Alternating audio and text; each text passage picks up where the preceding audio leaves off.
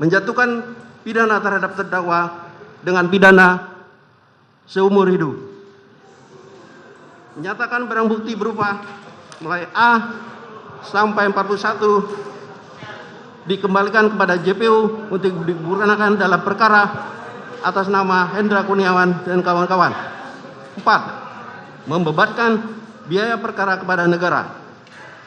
Demikian surat tuntutan ini kami bacakan dan diserahkan dalam sidang pada hari ini, Selasa tanggal 17 Januari 2023. Penuntut umum Rudi Irmawan SH.MH. Demikian.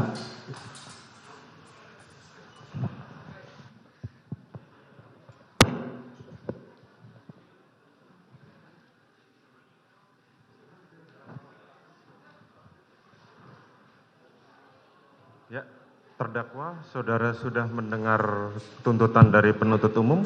Silahkan berkonsultasi dengan penasihat hukum saudara.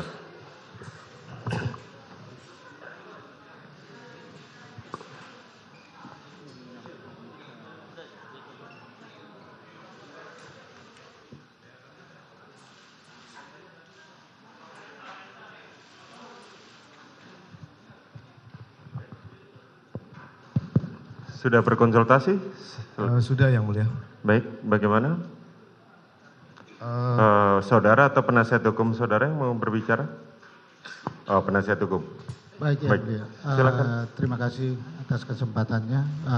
Kami minta diberikan waktu untuk menyampaikan pledoi pribadi dari terdakwa maupun pledoi dari penasihat hukum. Oke. Kami berikan waktu 1 minggu kepada penasihat hukum, sebagaimana kami memberikan waktu 1 minggu kepada penuntut umum untuk menyusun tuntutan, tetapi karena pada saat yang sama kami memberikan kesempatan pada persidangan untuk Kuat Ma'ruf dan Riki Rizal, maka untuk pagi hari kami memberikan waktu yang penuh sampai dengan sore kepada penasihat hukum.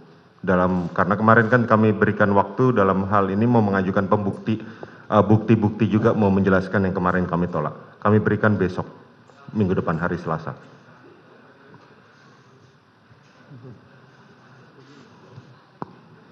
Untuk bukti sekalian ya? Ya, sekaligus kami memberikan kesempatan kepada penasihat hukum sebagaimana kami janjikan pada persidangan terdahulu bahwa